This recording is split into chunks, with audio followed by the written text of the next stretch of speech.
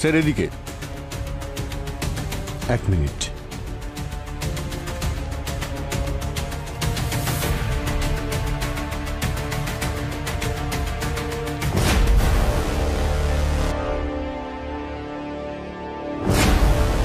মনে হচ্ছে পেন্ট করতে করতে মারা গেছে। এর পেন্টিং তো অমর হয়ে গেছে। আপনি একটু ওদিকে যাবেন।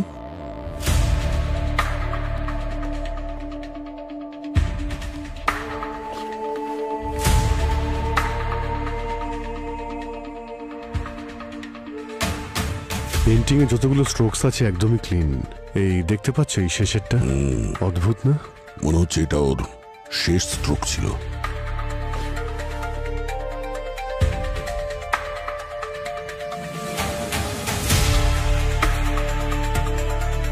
স্যার, স্যার বডিতে কোনো আঘাতের চিহ্ন তো দেখছি না। স্যার বিষও দেওয়া হয়নি, ক্লিন। ক্লিন থাকলে মারা গেল কি করে? জায়গাটা ভালো করে চেক করুন। খুন যখন হয়েছে তো প্রমাণ নিশ্চয়ই থাকবে।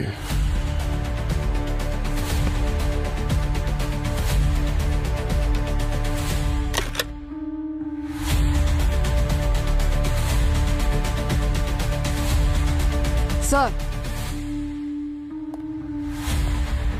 ফোন পাওয়া গেছে, হয়তো রঞ্জিতের।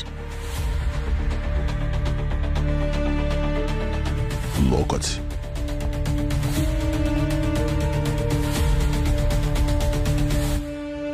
লাস্ট কল কোনো স্নেহা নামের মেয়েকে করেছিল। স্নেহা?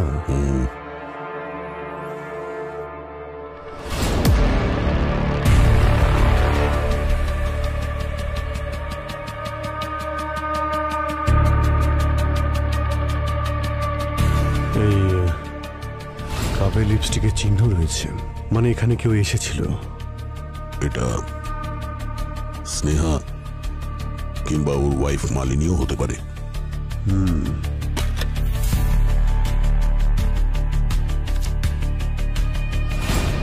স্যার, এই ডায়েরি আর এই ফটোগুলো বক্সে পেলাম।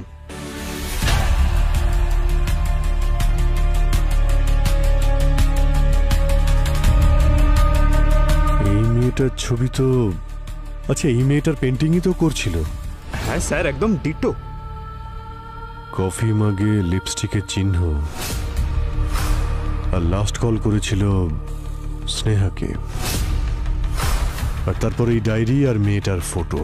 এই মেয়েটার রঞ্জিতের সঙ্গে কোনো না কোনো সম্পর্ক ছিল। এই আবার স্নেহা নয় তো? চলো একবার ওর স্ত্রী মালিনীর সঙ্গে কথা বলি। আমি জানি না একে। হ্যাঁ, আমি এসেছিলাম এখানে, আমাদের অ্যানিভার্সারি ছিল, কিন্তু রঞ্জিত অ্যাজ ইউজুয়াল নিজের পেন্টিং নিয়ে বিজি ছিল। তারপর আমাদের মধ্যে ঝগড়াও হয়েছিল, কিন্তু যেহেতু ওর পেন্টিং কমপ্লিট করার ছিল সেজন্য আমি চলে গেছিলাম। আপনি চলেই যখন গেছিলেন তাহলে ফিরে এলেন কেন? আমি ভাবলাম যে এই সিচুয়েশনে যেন মুড খারাপ না করে, অ্যাটলিস্ট অ্যানিভার্সারির দিন একসাথে টাইম স্পেন্ড করে, শুধু এই জন্যই এসেছিলাম স্যার। কিন্তু যখন আমি এখানে এলাম তখন তখন রঞ্জিত ওয়াজ অলরেডি গন। হ্যাঁ স্যার, অনেক চিৎকার চেঁচামেচির আওয়াজ আসছিল ভেতর থেকে। স্যার আর ম্যাডাম দুজনেরই মাথা গরম ছিল। এই রঞ্জিত স্যারের মনে হচ্ছে কোনো মেয়ের সঙ্গে চক্কর ছিল, আর সেই জন্যই ম্যাডাম বারবার হুমকি দিয়ে বলছিল ওকে ভুলে যাও, তা না হলে ঠিক হবে না। মেরে ফেলারও কি হুমকি দিয়েছিল নাকি? হুমকি মানে স্যার খুব আজে বাজে কথা বলছিল। আমার তো বলতেও খুব লজ্জা করছে স্যার। আচ্ছা, তোমার কি এটা মনে হয় যে তোমার ম্যাডামই তোমার সাহেবকে মেরেছে? আসলে ব্যাপারটা কি স্যার, ম্যাডাম খুব রেগে এখান থেকে চলে গিয়েছিলেন।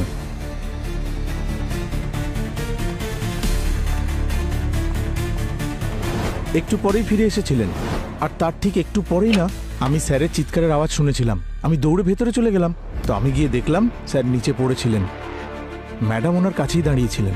স্যার, স্যার, এ কি করলেন আপনি ম্যাডাম? এ কি করলেন?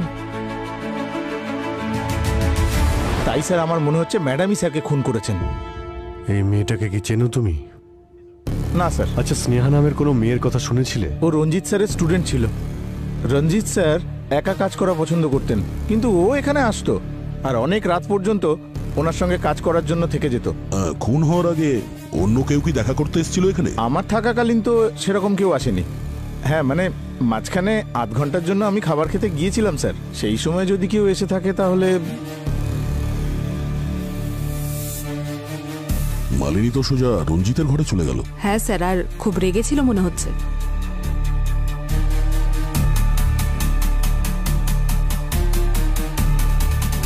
একটু ফরওয়ার্ড করো তো।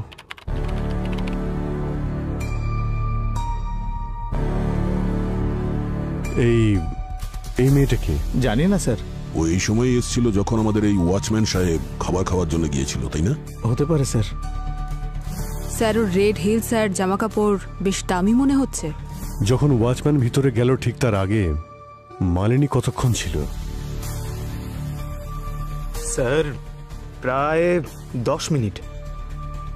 আচ্ছা, ওই যে মেয়েটা যে ওর মুখটা ঢেকে রেখেছিল, ও কতক্ষণ ভিতরে ছিল?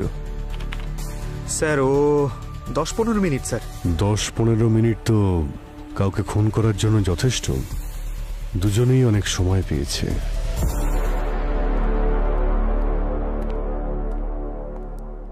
পঙ্কজ, ওই রেড স্যান্ডেলের মেয়েটার ব্যাপারে জানতে পারলে কিছু? স্যার রঞ্জিতের আর্ট গ্যালারির কাছে ইনকোয়ারি করেছি, কিন্তু কেউই ওই মেয়েটাকে দেখেনি স্যার। ওখানকার যতগুলো সিসিটিভি ক্যামেরা আছে সবটাই ট্রেস করার চেষ্টা করা হচ্ছে। ওই মেয়েটার ব্যাপারে সমস্ত ইনফরমেশন চাই আমার। ওকে কি করতে এসেছিল আর কোথায় পাওয়া যাবে ওকে।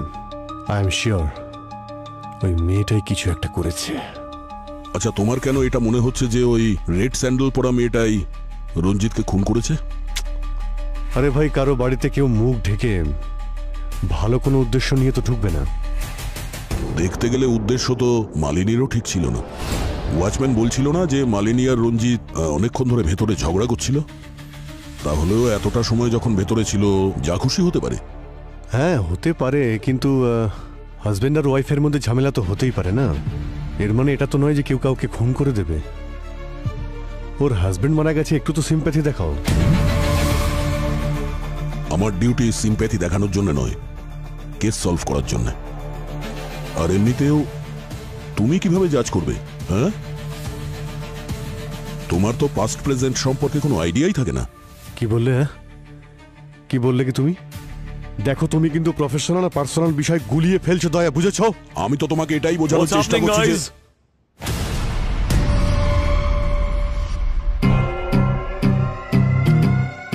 কি হচ্ছে এখানে? তোমরা দুজনে নিজেদের ইগো এই বিউরোর বাইরে রেখে আসবে। এখানে শুধুমাত্র ডিউটির কথা হবে। স্যার, আমি অভিজিৎকে এটাই বোঝানোর চেষ্টা দয়া। করছিলাম। তোমরা দুজনে যদি এইভাবে নিজেদের ওপর এইভাবে আঙুল তুলতে থাকো, তাহলে এই কেসটা কখনোই সলভ হবে না। আমি তোমাকে অন্য কেস দিচ্ছি, আমি আর অভিজিৎ এই কেসটা দেখে নেব। কিন্তু sir, that's an order.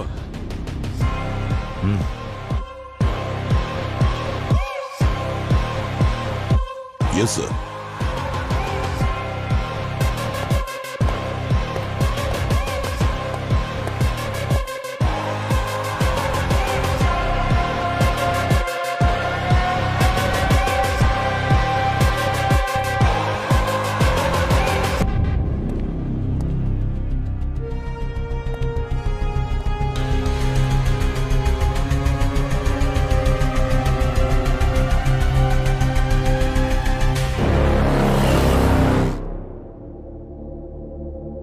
Sneha, এই ছবিতে আপনাকেই দেখা যাচ্ছে, তাই না?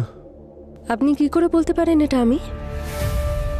ম্যাডাম, প্রশ্ন আমরা করব আর উত্তর আপনি দেবেন। এটা বলুন যে কাল রাতে আপনি রঞ্জিতের সাথে মিট করেছিলেন নাকি করেননি? না, কাল রাতে আমি সিটি হসপিটালে ছিলাম। আমার ভাইয়ের অ্যাক্সিডেন্ট হয়েছিল। আপনারা চাইলে সিটি হসপিটালে কল করে জিজ্ঞেস করতে পারেন। না না, আপনি টেনশন নেবেন না, সেসব খোঁজ আমরা নিয়ে নেব। আপনি এটা বলুন যে কি মনে হয় আপনার, কে খুন করতে পারে রঞ্জিতকে? না, আমার কারোর উপর ডাউট নেই, কিন্তু আমি রঞ্জিতকে 2-3 বার ফোনে ঝগড়া করতে শুনেছি কারোর সাথে। যখন জিজ্ঞেস করেছি তখন বলেছে কাজের প্রেশার, কিন্তু আসল ব্যাপারটা অন্য ছিল। ও নিজের সব পেন্টিংস কভার করতে শুরু করে দিয়েছিল আর ওর স্টুডিওর সব লক চেঞ্জ করিয়ে দিয়েছিল। ওই আর্গুমেন্ট যেদিন হয়েছিল, ডেটটা মনে থাকলে এতে লিখে দিন। স্যার স্যার, ওই মেয়েটা যার ফটো আমরা রঞ্জিতের স্টুডিওতে পেয়েছিলাম ওর বিষয়ে জানতে পেরেছি। ওর নাম হলো কাজল। কাজল রঞ্জিতের স্টুডেন্ট ছিল, আর কিছুদিন আগে ও রঞ্জিতের বিরুদ্ধে একটা এফআইআরও করেছিল রিলেশনশিপে চিটিং করার জন্য। আর স্যার কিছুদিন পর এফআইআরটা তুলেও নিয়েছিল আর দিল্লিতে বাবা মায়ের কাছে চলে গিয়েছিল।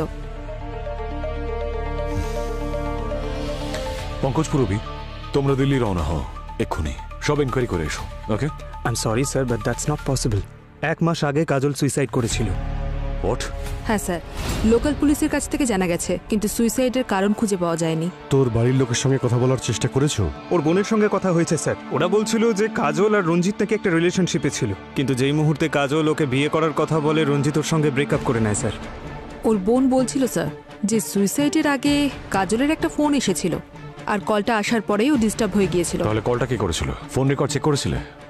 রঞ্জিত করেছিল। রঞ্জিত? পঙ্কজ, একটা কাজ করো, রঞ্জিতের ডায়েরিতে যত ডেট আছে খোঁজ নিয়ে দেখো এই ডেটগুলোতেও কোথায় ছিল, সমস্ত ডিটেলস বের করো। আচ্ছা স্যার। মিথ্যে বলবেন না মালিনী দেবী, আপনার হাজবেন্ডের ওপর ওই কাজল কেস করেছিল, আর আপনি বলছেন আপনি কিছুই জানেন না। দেখুন, যা যা হয়েছিল আপনি যা জানেন সত্যি বলে দিন আমাদেরকে, না হলে আমরা গ্যারান্টি দিতে পারবো না যে আপনাকে আর কতগুলো দিন এই বিয়েরতে কাটাতে হবে। হ্যাঁ স্যার, আমি একে চিনতাম, আর এটাও জানতাম যে আমার হাজবেন্ডের এর সাথে অ্যাফেয়ার ছিল। আমি এই জন্যই কিছু বলিনি, কারণ অকারণে পাবলিকে আমার আর রঞ্জিতের নাম খারাপ হতো। এমনিতেও এর জন্য আমাদের মধ্যে অনেক ঝামেলা হতো, কিন্তু এখনো অবধি আমি ওর সাথে দেখাও করিনি, আর আমি ওকে চিনিও না। আপনি ওকে চেনেন নাকি চেনেন না সেটা ইম্পর্টেন্ট নয়। রঞ্জিতের যেদিন মার্ডার হয়েছিল সেই রাতে আপনি ওর সঙ্গেই ছিলেন, এটা ইম্পর্টেন্ট। তাহলে গল্পটা হলো এইরকম যে একজন ওয়াইফ তার হাজবেন্ডের এক্সট্রা ম্যারিটাল অ্যাফেয়ারের ব্যাপারে জেনে যায়, আর তার ম্যারেজ অ্যানিভার্সারির দিনই সে ঠিক করে ওই দিনটাকে সে ডেথ অ্যানিভার্সারি করে দেবে। বাজে কথা এগুলো। ওই সামান্য একজন ওয়াচম্যান আপনাদের বলেছে আমার সাথে রঞ্জিতের ঝামেলা হচ্ছিল, সেজন্য আপনারা আমাকে তো দেখছি ভিলেন বানিয়ে দিলেন। আর আমি বলছি তো যে আমাদের দুজনের সম্পর্ক ঠিক ছিল না, কিন্তু আপনাদের মতো লোকেদের গেমস আমি খুব ভালো করে জানি, যে প্রথমে বড় লোকদের কেসের মধ্যে ফাঁসাবো, মিডিয়াতে নাম করব, আর তারপর ডিপার্টমেন্টে প্রমোশন, তারপর সাইড বাই সাইড ব্ল্যাকমেল করে নিজেদের পকেট গরম করা। কিন্তু একটা কথা আমি বলে রাখছি, আপনারা কিন্তু আমার কিচ্ছু করতে পারবেন না। আমার ক্ষমতা কিন্তু অনেক ওপর অব্দি আছে। এরকম ওপর পর্যন্ত ক্ষমতা থাকা অনেকেই আমি দেখেছি মালিনী দেবী, আর আমাদের কাছে বড় লোক গরিব সব সমান হয়। যদি আপনি রঞ্জিতকে খুন করে থাকেন, মনে রাখবেন খুনের শাস্তি শুধু ফাঁসি হয়। তাই যা কিছু বলবেন ভেবে চিনতে বলবেন। স্যার। হ্যাঁ পঙ্কজ? স্যার, এই ডায়েরিতে এমন অনেক জায়গা মেনশন করা রয়েছে যেখানে রঞ্জিত যেত। ওখানে একটা পুরনো বাংলো আছে স্যার, যেটা আগে একটা আর্ট স্কুল ছিল, ওখানে ও বারবার গেছে। অভিজিৎ, তুমি যাও আর গিয়ে খবর নাও, এমন কি বিশেষ আছে ওই বাংলোতে যে রঞ্জিতের ওখানে বারবার আসা যাওয়া ছিল।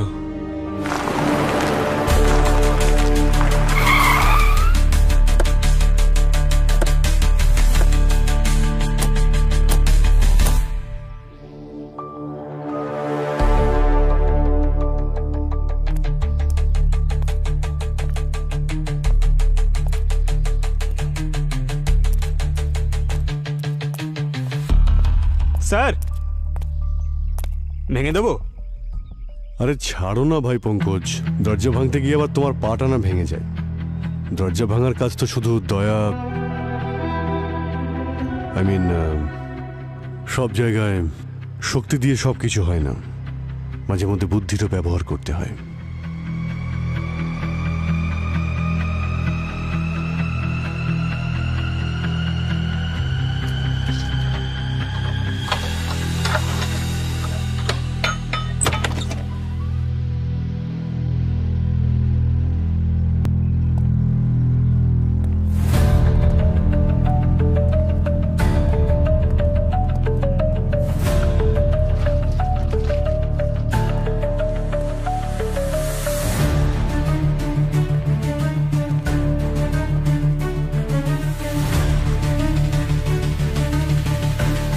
এতগুলো পেন্টিং!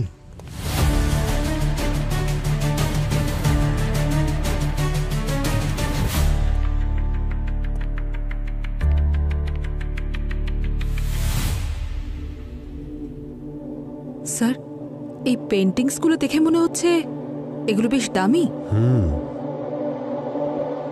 রঞ্জিত কি এখানে পেন্টিং এর জন্যই আসতো নাকি? স্যার, এই রঞ্জিতের মৃত্যুর পিছনে নিশ্চয়ই অন্য কারণ আছে। ঠিক বলেছ। একটা কাজ করো, বাংলোটাকে সিল করে দাও। খোঁজ নিয়ে দেখো বাংলোটা কার, আর এই সমস্ত পেন্টিংগুলো তোলো।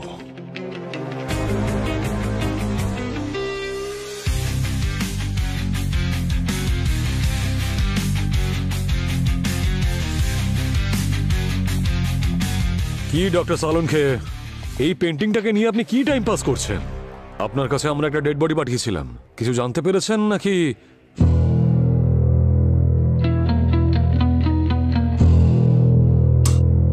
আরে অভিজিৎ, বড় অদ্ভুত কেস নিয়ে তুমি এসেছো। কেন, কি হয়েছে? আরে ভাই, রঞ্জিতের বডিটা যখন এসেছিল একদম ঠিক ছিল, কিন্তু যত সময় যেতে থাকলো এর বডির সমস্ত অর্গ্যানগুলো খুব তাড়াতাড়ি ডিকম্পোজ হতে শুরু করলো। কিন্তু এরকম কেন হচ্ছে স্যার? আপনারা তো বডিটাকে প্রিজার্ভ করে রাখেন না? হ্যাঁ রাখি, কিন্তু এর বডিতে অবশ্যই কিছু একটা আছে যার কারণে ওর অর্গ্যানগুলো ডিকম্পোজ হয়ে চলেছে। কি স্যার? আসলে আমি পাঠিয়েছি গার্গিকে ওর ব্লাড স্যাম্পলস আর টিস্যু স্যাম্পলস নিয়ে আমাদের সেন্ট্রাল ল্যাবে। ওখানে চেকিং হবে, তারপরে জানা যাবে যে কি কারণে ওর অর্গানগুলো এত তাড়াতাড়ি ডিকম্পোজ হয়ে চলেছে। তাই ততক্ষণ একটু পেন্টিংটার সঙ্গে আমি টাইম পাস করে নিই। আসুন।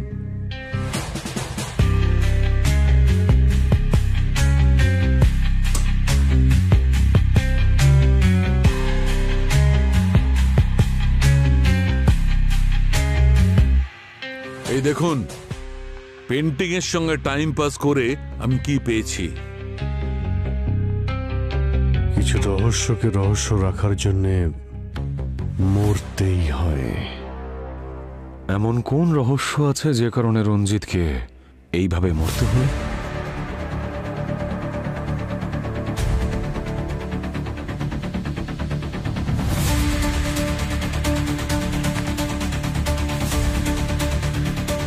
পঙ্কজ,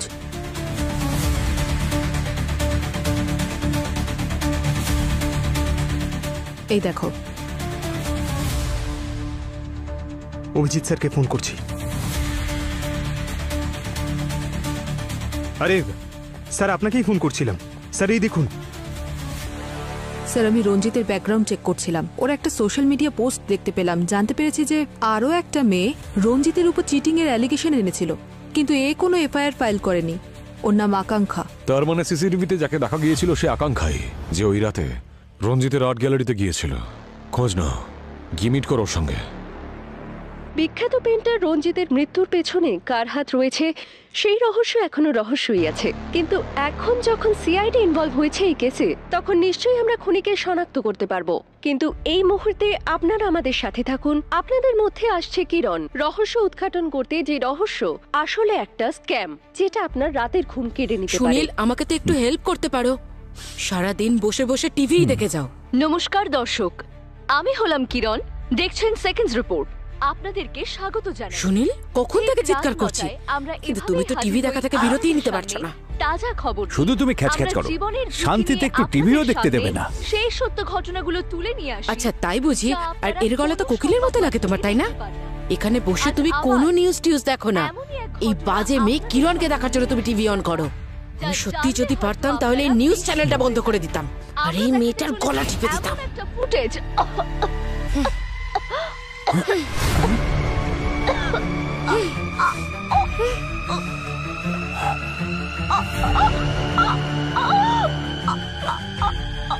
এই তো মরে গেল। খবর করতে করতে নিজেই খবর হয়ে গেল। ভয় লাগছে আমার গলাটা টিপে দিও না, আর কখনো খবর দেখবো না। 1 মিনিট, দেখে দেখি সরে যান। স্যার এদিকে।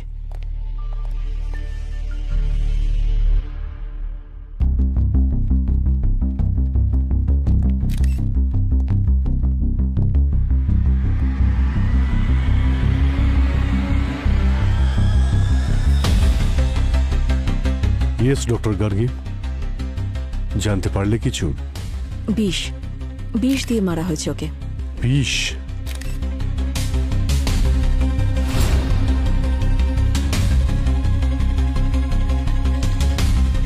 ওর নখগুলো দেখছেন স্যার, একদম নীল হয়ে গেছে, আর ওর ঠোঁটের চারিদিকের স্কিন শুকিয়ে গেছে।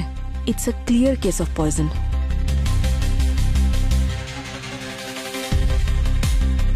দেখি পিছিয়ে দাঁড়ান, পিছিয়ে। আপনারা ওদিকটা গিয়ে লাইন দিয়ে দাঁড়ান। কি করছেন কি আপনারা?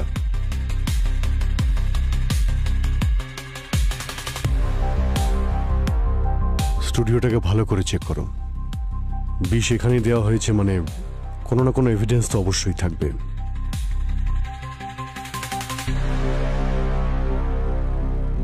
এখানকার ডিরেক্টর কে? আমি স্যার। কি নাম আপনার? রমেন। লাইভ ক্যামেরায় যা কিছু হয়েছে তা তো ভাইরাল হয়েই গেছে, কিন্তু এখানে সব কি করে হলো আপনি আমাকে বলবেন? স্যার কিচ্ছু বলতে পারবো না, সব কিছুই অন্যদিনের মতো নর্মালই ছিল। কিরণের প্রাইম টাইম শো ছিল, 7-9টার সময় আমরা লাইভে এসেছিলাম। কিরণ প্রোগ্রাম শুরু করেছিল, আর ঠিক তখনই হঠাৎ ওর গলায় ব্যথা শুরু হয়। 30 সেকেন্ডের মধ্যে ওর মৃত্যু হয় স্যার। হ্যাঁ স্যার, সবকিছু এত স্পিডে হলো যে কিছু বোঝাই গেল না। আপনি কি করেন? স্যার আমি এখানকার ফ্লোর ম্যানেজার নাদিম। এখানকার যতগুলো ফুটেজ আছে সবই চাই আমার। Okay sir. আর কিরণের মৃত্যুর আগে ও কার কার সঙ্গে দেখা করেছিল?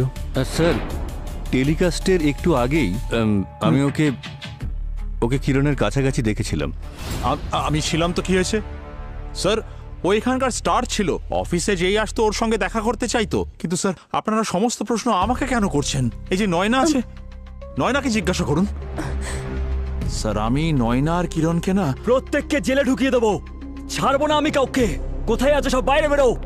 কিরণকে মেরে ফেলেছে তোমরা সবাই। এক মিনিট ওনাকে ছাড়ো। কে আপনি? স্যার আমি কিরণের হাজবেন্ড। আই এম শিওর এরাই দোষী, কিরণকে মেরে ফেলেছে এরা সবাই। আপনি বলুন এত সিকিউরিটির পরও ওকে কেউ কিভাবে মারতে পারে? আপনি কোথায় ছিলেন যখন কিরণ মারা যায়? স্যার আমি নিজের বাড়িতেই ছিলাম, কিরণের সাথে এইসব হচ্ছিল আর আমি কিচ্ছু করতে পারিনি। দাঁড়িয়ে দাঁড়িয়ে সব দেখতে হলো আমাকে। আমার চোখের সামনে কিরণ দম বন্ধ হয়ে মারা গেল স্যার, আমি কিচ্ছু করতে পারলাম না ওর জন্য। মিস্টার কবির, আপনি কাউকে সন্দেহ করেন? স্যার আমি তো বললাম এরা সবাই এনাদের সবাইকে আমি জিজ্ঞাসাবাদ করছি, ইনভেস্টিগেশন চলছে। এনাদের ছাড়া আর কাউকে সন্দেহ হয় আপনার? আই মিন কিরণের সঙ্গে কারোর কোনো ঝামেলা হয়েছিল বা আপনার কোনো শত্রু? স্যার জোর দিয়ে আমি তেমন কিছু বলতে পারবো না, কিন্তু কিরণ কিছুদিন ধরে টেনশনে ছিল। আমি ওকে জিজ্ঞেস করলাম যে কি হয়েছে, আমাকে বলতে পারো তো, কিন্তু ও বললো যে অফিসে অনেক কাজ আছে, অনেক স্ট্রেস। দেন আই থট যে এটা মিডিয়া লাইন, স্ট্রেস থাকা স্বাভাবিক, তাই।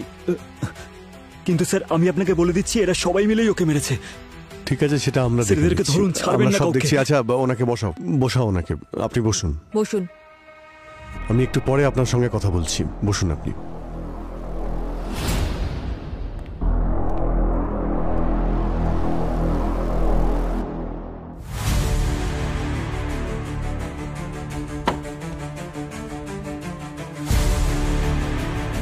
আচ্ছা আপনারা কি বলছিলেন নয়নার ব্যাপারে? হ্যাঁ স্যার, আমি যেটা বলছিলাম, আমি নয়না আর কিরণের মধ্যে একদিন প্রচন্ড ঝগড়া হতে দেখেছি। কি বলছে? কিরণের সঙ্গে ঝগড়া হয়েছিল তোমার? ইয়েস ম্যাম, আমার আর কিরণ ম্যামের একদিন আর্গুমেন্ট হয়েছিল। আমি একটা স্টোরি রেডি করেছিলাম, উনি সব ক্রেডিট নিজে নিয়ে সবার সামনে প্রেজেন্ট করে দিয়েছিলেন। তাই আমি ডিসাইড করেছিলাম যে ওনার ওই স্টোরির এমন স্টিং অপারেশন করব যে সারা জীবন মনে রাখবে। স্যার আমার মনে অন্য কিছু ছিল না, শুধু আমি অফিসে সবার সামনে এক্সপোজ করতে চেয়েছিলাম। আপনি করেছিলেন স্টিং অপারেশন? Yes sir. আমরা কি দেখতে পারি? Ma'am that's not fair. ওই স্টোরিটা আমি অনেক মাস খেটে লিখেছি, ওই ইনফরমেশনগুলোর জন্য আমি কত রিস্ক নিয়েছি, আর আপনি এভাবে আমার প্রজেক্ট থেকে আমাকেই বার করে দিলেন। রিল্যাক্স বেবি, তুমি এখনো একজন জুনিয়র রিপোর্টার। তুমি যদি ওই নিউজটা করো, মানুষজন তো ইন্টারেস্ট দেখাবে না, কেউ ঘুরেও তাকাবে না। তার মানে 0 টিআরপি। কিন্তু ওই রিপোর্টটাই যদি আমি সবার সামনে প্রেজেন্ট করি, তাহলে তখন ওটা ব্লকবাস্টার হয়ে যাবে। আর তোমার যদি এতই সমস্যা থাকে তাহলে কোনো ব্যাপার নয়, আমাকে বলো। তাহলে কাল সকালে টেস্টে তুমি টার্মিনেশন লেটার পাবে, ওকে? স্যার আমি শুধু আমার স্টোরি, আমার পরিশ্রমের ক্রেডিট চেয়েছিলাম, আর কিছু না। আর এইসবের মাঝে কিরণ ম্যামের মার্ডার কে করেছে আমি সত্যিই জানি না। কে মেরেছে আর কেন মেরেছে সেসব তো আমরা জানবই। স্যার আপনি বিশ্বাস করুন বা না করুন, কিরণ অনেস্ট ছিলেন না। উনি এই অফিসেও সবাইকে ঠকিয়েছেন। আর কাকে উনি ঠকিয়েছেন? রোহিতকে ঠকিয়েছেন। মিস্টার রোহিত, আপনার সঙ্গে কি হয়েছিল? স্যার আমি আর কিরণ একসাথে প্রাইম টাইম শো চালাতাম। ও আমাকে ব্ল্যাকমেল করে আফটারনুন স্লটে ঠেলে দিল। ব্ল্যাকমেল তো কেউ তখন করে যখন কেউ কোনো খারাপ কাজ করে থাকে। তাড়াতাড়ি বলো কি করেছিলে তুমি। আমি বলছি স্যার, আর আর আমার তেমন কিছু লুকোনোরও নেই। আমি একবার ভুল নিউজ চালিয়ে দিয়েছিলাম, আর কিরণের কানে সেটা পৌঁছে গিয়েছিল, আর ও আমার কেরিয়ার নিয়ে হুমকি দিয়েছিল, আর সেজন্য আমি চুপচাপ প্রাইম টাইম ছেড়ে দিয়েছিলাম। মিস্টার রোহিত, নিউজ চালানো একটা দায়িত্বের কাজ। এরপরে এরকম ভুল না করলেই ভালো হবে। হ্যাঁ স্যার। আমি সব জায়গায় খুব ভালো করে দেখেছি স্যার, বিষের কোথাও কোনো ট্রেস নেই। আচ্ছা ডক্টর গার্গী, কিছু পেলে তুমি? স্যার আমি সব কিছু চেক করে নিয়েছি, কিন্তু বিষের কোনো সোর্স পাইনি। কি বলছো কি তুমি? মার্ডার যখন হয়েছে সবকিছু হাওয়াতে কি করে মিলিয়ে গেল? স্যার বডিটা ল্যাবে নিয়ে যেতে হবে, পোস্টমর্টম করার পরেই আমি কিছু বলতে পারবো। ঠিক আছে, বডিটাকে ফরেনসিক ল্যাবে পাঠানোর ব্যবস্থা করে দিচ্ছি আমরা।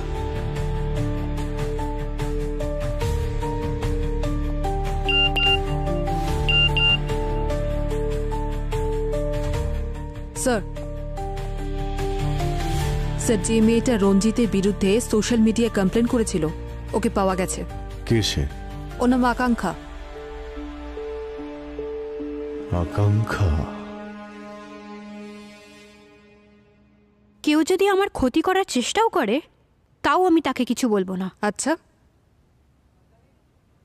প্রতিশোধ নিতেও নয়? What do you mean? I mean আকাঙ্ক্ষা, তুমি যে সোশ্যাল মিডিয়ায় পোস্টটা করেছিলে রঞ্জিতের বিরুদ্ধে রাগ করে, সেটা দেখে মনে হয়নি রঞ্জিতকে তুমি এমনি ছেড়ে দেবে। রঞ্জিত আমায় চিট করেছিল। আমি কোনোদিন জানতেই পারলাম না যে ও ম্যারিড। আমি ডিপ্রেশনে চলে গিয়েছিলাম, অনেক কষ্টে ওভারকাম করেছি। আর ম্যাম, আজকাল সোশ্যাল মিডিয়া সব থেকে সেফ জায়গা নিজের অ্যাঙ্গার আর ডিপ্রেশন বের করার জন্যে। আপনি ওখানে হাজার হাজার পোস্ট পাবেন এরকম। আচ্ছা, সেই হাজারটা লোক রঞ্জিতের আর্ট গ্যালারিতে নিশ্চয়ই যেত না? এর তো মুখ ঢেকে আছে ম্যাম। আপনি কি করে শিওর হচ্ছেন যে এটা আমি? কাল রাতে কোথায় ছিলে তুমি? নিজের বাড়িতে। আমার স্টামাক আপসেট ছিল উইথ এ লিটল ফিভার। আমি ওষুধ খেয়ে ঘুমাচ্ছিলাম। কোনো প্রুফ আছে তোমার কাছে? ম্যাম আমি একা থাকি। এবার একা থাকলে আমি প্রুফ কোথা থেকে দেব? আপনি তো একজন সিআইডি অফিসার, খোঁজ নিয়ে জেনে নিন। সে তো আমি অবশ্যই জানবো। স্যার আমি আকাঙ্ক্ষার ফোনের লোকেশন চেক করেছিলাম, ও ঠিকই বলেছে রঞ্জিতের মার্ডারের সময় ও বাড়িতেই ছিল। স্যার ওই বাংলোটা যে আছে সেটা কিন্তু রঞ্জিতের নামেই রয়েছে। রঞ্জিতের নামে? এত দামি পেন্টিং যেটা বিক্রি করে কয়েক লাখ টাকা কামানো যায়, সেটা আর্ট গ্যালারিতে রাখার বদলে ওখানে ওই পুরনো বাড়িতে কেন রাখতে গেল? স্যার ওই স্নেহা যে বলছিল রঞ্জিতের সঙ্গে কার নাকি ঝামেলা হতো, ওই ডিটেল থেকে একটা কমন নাম্বার সামনে এসেছে, বিক্রম নামের কেউ। একের পর এক চরিত্র দেখছি বেড়েই চলেছে এখানে। এই বিক্রমের অ্যাড্রেস কি আছে? ওহো, কি এলো এখন আবার?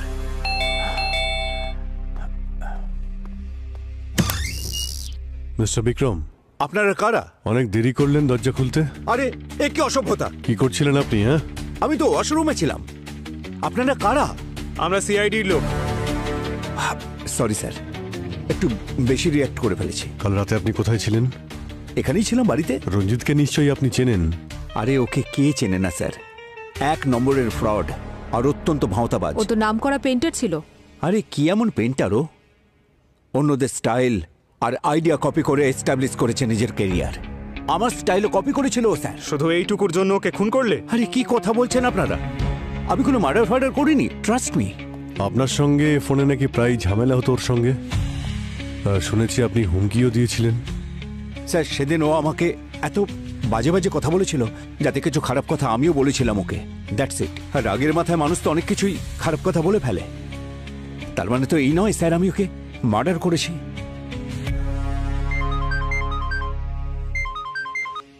হ্যাঁ ডক্টর সালুখে। অভিজিৎ, সবাইকে নিয়ে এক্ষুনি আমার ল্যাবে চলে এসো। Okay sir, sure.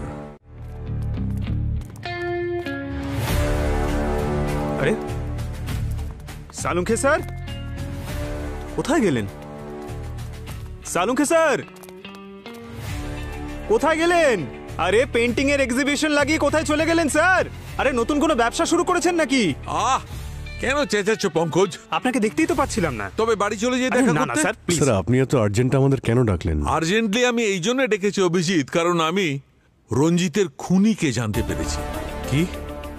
কে? কাজল। কাজল মেরেছে রঞ্জিতকে। আরে স্যার এসব কি বলছেন বলুন তো আপনি? কাজল তো নিজেই মারা গেছে, ও কি করে মারবে? পঙ্কজ, কাজলের পেন্টিংটা মেরেছে রঞ্জিতকে। কাজলের পেন্টিং? স্যার স্যার এটা হলো কি করে? আই মিন আপনি জানলেন কি করে? দেখো, যখন গার্গী আমাদের সেন্ট্রাল ল্যাবে ওই রঞ্জিতের ব্লাড আর টিস্যুস চেক করছিল, রিপোর্ট চেক করছিল, তখন আমি কিরণের পোস্টমর্টেম করছিলাম। অদ্ভুত ব্যাপার, আমি কিরণের অর্গানগুলো ওই রকমই ডিকম্পোজ হতে দেখলাম, ওই রকমই তাড়াতাড়ি যেমন রঞ্জিতের অর্গানগুলো ডিকম্পোজ হচ্ছিল। তার মানে রঞ্জিত আর কিরণের মৃত্যু একই বিষয়ের জন্য হয়েছে? স্যার, সাইটোনিয়াম 47। AK-47 এর পরে প্রথমবার এই ভয়ঙ্কর একটা নাম শুনলাম। কি ছিল জানো? সাইটোনিয়াম 47। সেটাই? হ্যাঁ, সেটা খুব বিপজ্জনক বিষ পঙ্কজ। ইনফ্যাক্ট AK-47 এর থেকেও বেশি। 1 সেকেন্ডই সব শেষ হয়ে যায়, ডেড। আর খুব তাড়াতাড়ি ওর অর্গানগুলো ডিকম্পোজ হতে শুরু করে দেয়। স্যার বিষ যখন ছিল তখন আপনি বডিতে কেন পেলেন না? এটাই তো এর বিশেষত্ব স্যার। এটা ভিকটিম মারা যাওয়ার কয়েক ঘন্টা পরেই ডাইলিউট হয়ে যায়। রঞ্জিতের কেসেও এটাই হয়েছিল। কিন্তু এই বিষটা এদের দুজনের শরীরে এলো কি করে?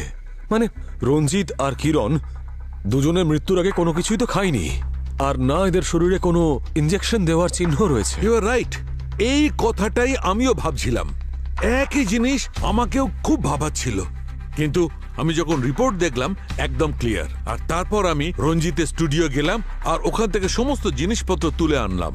বস, খুবই স্পেশাল কেমিক্যাল এটা, স্কিনের মধ্যে দিয়েও বডির ভেতরে প্রবেশ করতে পারে। আর রঞ্জিতের কেসটায় এই বিষ ভেতরে ঢুকেছে লিনসিড অয়েলের মাধ্যমে। লিনসিড অয়েল, যা বেশিরভাগ পেইন্টাররা নিজেদের পেইন্টিংয়ে ব্যবহার করে। পেইন্টার মাঝে মধ্যে তুলির সঙ্গে সঙ্গে নিজেদের হাতও ব্যবহার করে। ব্যাস, এই সুযোগটাই খুনি কাজে লাগিয়েছে রঞ্জিতকে মারবার জন্য। আর স্যার কিরণ কিভাবে মারা গেছে? ও ঠোঁটে যে লিপস্টিকটা ইউজ করেছিল তার মাধ্যমে।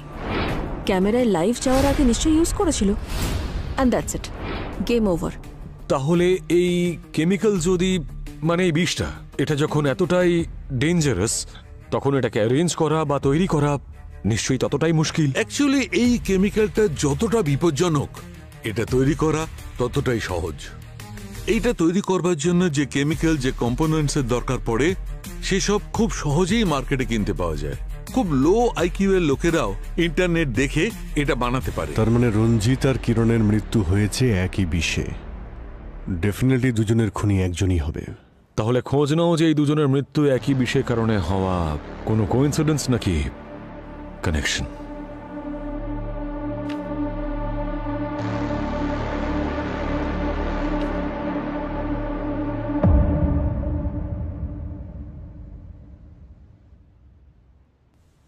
স্যার স্যার কিরণের জিনিসপত্র থেকে আমরা কিছু ফেমাস পেইন্টারের পোর্টফোলিও পেয়েছি আর কিছু পেইন্টিংসের ফটোজ। এই দেখুন, এটা এটা এই পেন্টিংটা, এটা তো ওই পেন্টিংটা যেটা রঞ্জিতের বাংলোতে দেখেছিলাম। তার মানে এই কেসে শুধু মার্ডারই নয়, নকল পেন্টিং তৈরি করার একটা অ্যাঙ্গেলও রয়েছে। একটা কাজ করো, রঞ্জিতের বাংলো থেকে যতগুলো পেন্টিং পাওয়া গেছিল সব বিউরোতে নিয়ে এসো।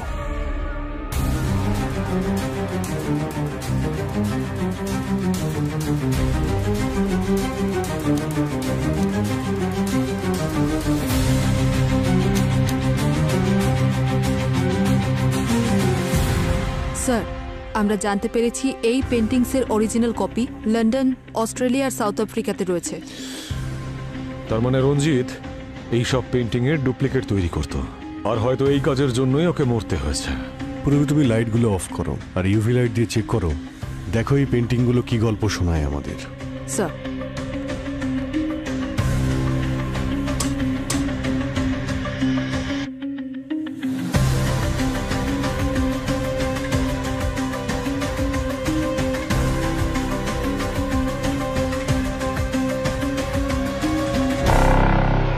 এই পেন্টিংগুলো বিক্রি করার জন্য হয়তো এই কোডটা প্রয়োজন। পঙ্কজ, তুমি একটু ওই পেন্টিংটা চেক করো।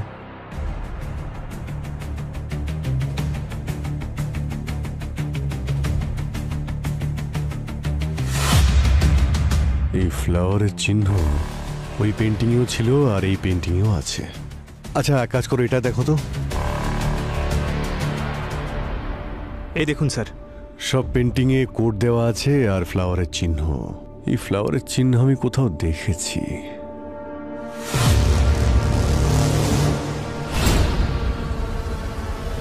চলো ওনার সঙ্গে দেখা করি গিয়ে। আপনারা আবার আসুন স্যার, ভেতরে ওয়েলকাম।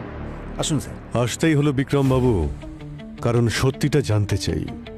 কোন সত্যি? কারণ গতবার আপনি পুরো সত্যিটা তো বলেননি।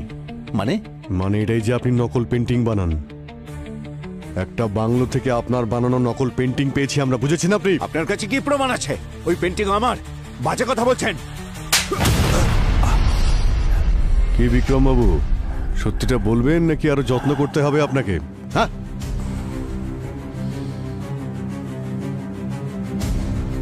হ্যাঁ স্যার, আমি আমার পেন্টিং এর সিগনেচারের সাথে সাথে একটা ফ্লাওয়ারও বানিয়ে দিই। অনেক টাকা পাই স্যার নকল পেন্টিং এর জন্য। কন্ট্রাক্ট কে দেয় জানি না স্যার, কখনো দেখিনি তাকে। ইনফ্যাক্ট আমি গলাও শুনিনি কখনো। আমি শুধু পেন্টিংটা বানিয়ে বাংলোর বাইরে রাখতাম। সেখানে আমি টাকা আর একটা লেটার পেতাম। তার ভেতর থাকতো যে পেন্টিং বানাতে হবে তার ফটো। তা এইসব নিয়ে রঞ্জিতের সঙ্গে কেন ঝগড়া হলো? তেমন কিছু না, ও আমার ইল্লিগাল কাজের ব্যাপারে জানতে পেরে গিয়েছিল। আমাকে হুমকি দিচ্ছিল, বলেছিল আমি কাজ বন্ধ না করলে সবার সামনে আমাকে এক্সপোজ করে দেবে। স্যার, রঞ্জিতকে মারা হয়েছে কারণ ও নকল পেন্টিংসের বিজনেসকে এক্সপোজ করতে চেয়েছিল। কিন্তু কিরণকে মারা হলো কেন? খুনির সাথে ওর কি সম্পর্ক? কিছু তো ব্যাপার রয়েছে, না হলে খুন করবেই বা কেন? স্যার, এই বিক্রমের কথায় আমরা বিশ্বাস করতে পারি না স্যার। এই কেসটাতে সবাই মিথ্যে কথা বলছে। ক্রিমিনাল আবার কবে সত্যি বলে পঙ্কজ? এটা তো আমাদের কাজ, খুনিকে ধরা আর সত্যিটাকে সবার সামনে আনা। যতক্ষণ না এই কেসের সমস্ত সূত্র পাচ্ছি, এই বিক্রম আমাদের র্যাডারেই থাকবে। এখন আমাদের লক্ষ্য হলো ওই লাল স্যান্ডেল পরা মেয়েটা। স্যার, রঞ্জিতের পুরনো বাংলোতে যেখানে নকল পেন্টিংসগুলো পাওয়া গিয়েছিল, ওর আশেপাশে যতজন ছিল সবার নাম্বার ট্রেস করেছি। একটা নাম দেখে আপনিও চমকে যাবেন। এই দেখুন, সূত্র পেয়ে গেছি।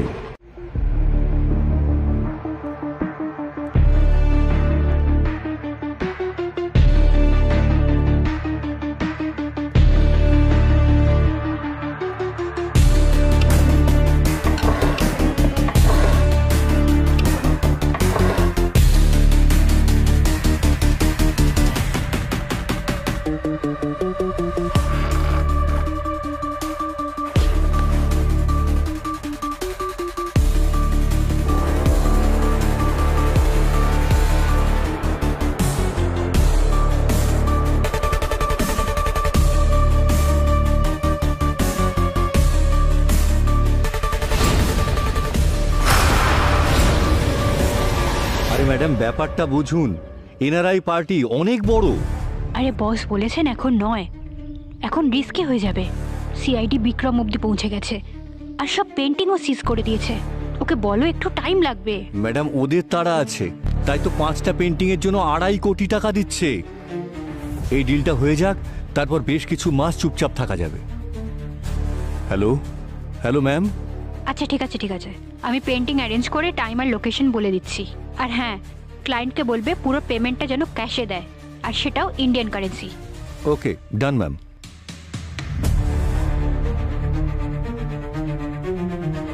স্যার, আপনারা যা বলেছিলেন তাই তো করলাম। এখন কিছু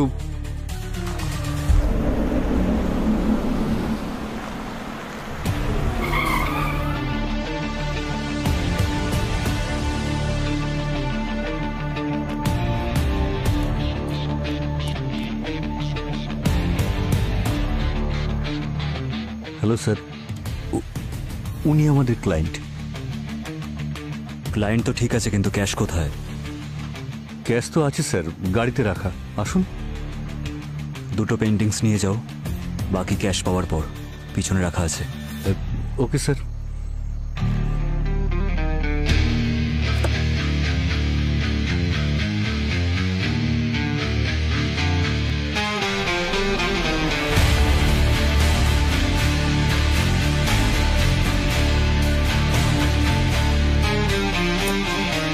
আমার চোখের সামনে কিরণ দম বন্ধ হয়ে মারা গেল স্যার। আমি ওর জন্য কিচ্ছু করতে পারলাম না। নিজের অ্যাঙ্গার আর ডিপ্রেশন দেখানোর জন্য আজকাল সোশ্যাল মিডিয়া সব থেকে সেফ জায়গা। স্যার পেন্টিং, বাকি পেন্টিংগুলো ক্যাশ পাওয়ার পরে দেবেন।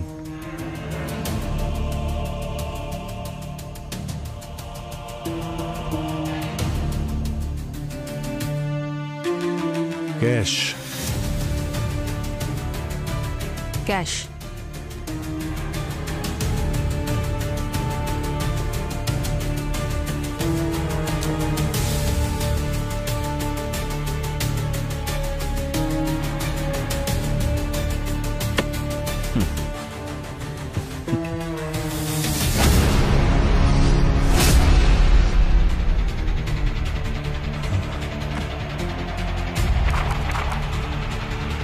এগুলো তো নকল নোট। হ্যাঁ,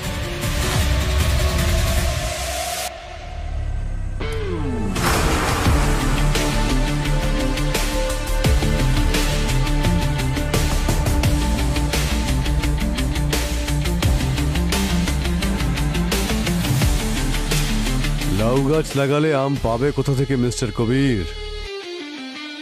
নকল পেন্টিং যখন নকল ক্যাশ।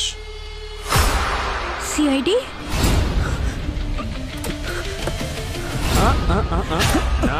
নো।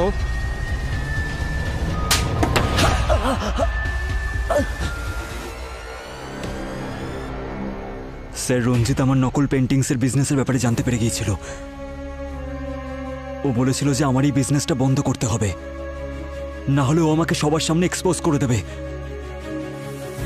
কিন্তু যখন আমি বিজনেসটা বন্ধ করলাম না, তখন ও কিরণের সাথে দেখা করলো যাতে মিডিয়ার সামনেই কথাগুলো আসতে পারে। রঞ্জিত জানতো না যে কিরণ তোমার ওয়াইফ? না স্যার, কিরণ আমার ওয়াইফ হওয়ার সম্পূর্ণ সুযোগ নিয়েছে। আমি ওকে কারোর সাথে ফোনে কথা বলতে শুনেছিলাম স্যার, যে ও প্রাইম টাইমে আমাকে এক্সপোজ করে দেবে, জেলে পাঠিয়ে দেবে আমাকে, আর তারপর আমার থেকে ডিভোর্স নিয়ে অ্যালুমিনির টাকা নিয়ে এনজয় করবে। স্যার, রঞ্জিত আর কিরণকে রাস্তা থেকে সরিয়ে দেওয়ার জন্য আমি একটা প্ল্যান করলাম, আর সেটার জন্য আমি আকাঙ্ক্ষাকে পাশে পেলাম। কারণ আমি আকাঙ্ক্ষা আর রঞ্জিতের পাস্টের ব্যাপারে অনেক কিছু জানতাম, আর আমি এটাও জানতাম যে ও অবশ্যই প্রতিশোধ নেবে। রঞ্জিতের মতো চিটার মারা গেছে, ঠিকই হয়েছে। আই এম গ্ল্যাড আমার হাতেই মরেছে, সেজন্যই আমি ওর সাথে হাত মিলিয়েছিলাম। যেদিন আমি রঞ্জিতের সাথে দেখা করতে গেছিলাম, সেদিন ওর পেন্টিং অয়েলটা আমি চেঞ্জ করে দিয়েছিলাম পয়জন অয়েলের সাথে। আর ঠিক সেইভাবেই আমি বাড়িতে কিরণের লিপস্টিকটা চেঞ্জ করে দিয়েছিলাম। এবার দেখো কিভাবে চেঞ্জ হয় তোমাদের লাইফ যখন জেলের মধ্যে তোমরা পচে মরবে।